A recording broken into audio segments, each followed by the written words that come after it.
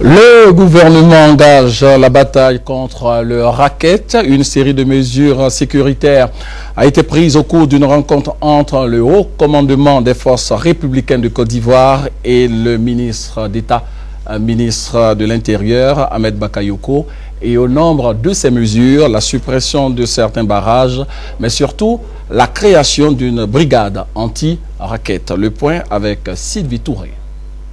Environ 1 heure d'échange entre le ministre de l'Intérieur et le haut commandement des FRC.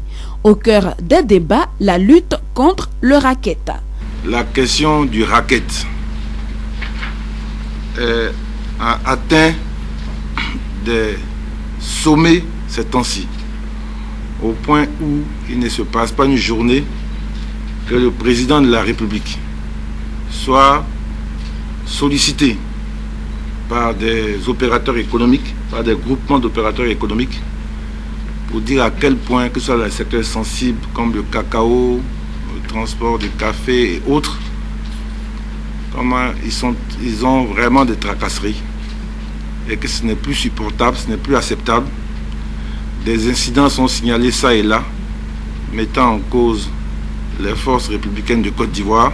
Au terme de la rencontre, les participants ont convenu de l'encasernement de tous les éléments des FRC, de la suppression des barrages sauvages dans la ville d'Abidjan et la mise en place de 6 points d'observation, de 2 barrages fixes et de 2 barrages mobiles.